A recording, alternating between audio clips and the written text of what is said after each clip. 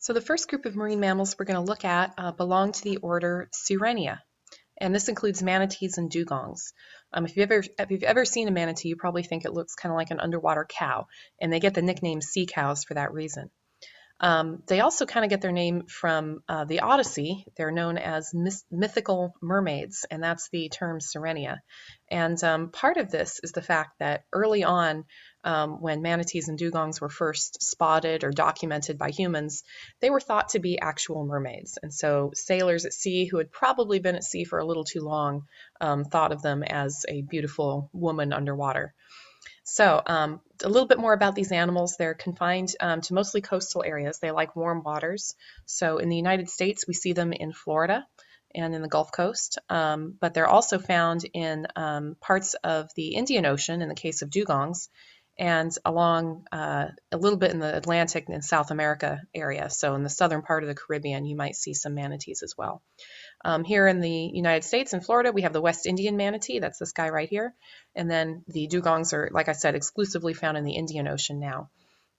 These guys have a lot of fat, very thick layers of blubber, but they do tend to prefer warmer waters, so they tend to stay warm that way. These guys are not able to go up on land at all. So unlike a sea lion or seal or walrus, they are strictly aquatic.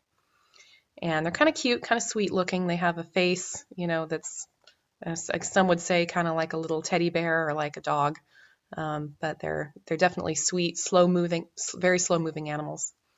Dugongs, same thing. They feed on shallow grasses. They both tend to eat sea lettuce or seagrass or algae in the water, so they're very much vegetarians.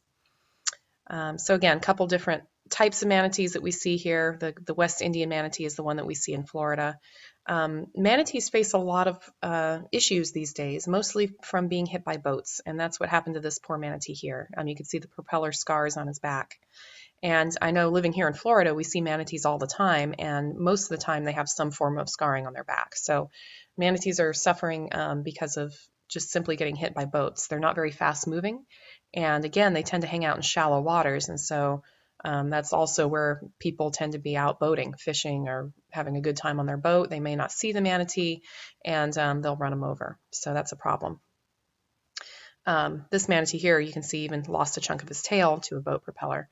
So what's happened here in Florida, at least, they've increased the number of no-wake zones. So these are zones where boats have to slow down to where they are not creating a wake. And by slowing down that much, either the manatees can get out of the way quicker, or the boaters can evade the manatees if they see them. So baby manatee being fed by a SeaWorld volunteer, it looks like. Now here's another member of Order Sirenia that is no longer with us. This is the Steller sea cow, and it went extinct in the late 1700s. This is only not even 30 years after its discovery, so humans killed this one off very quickly.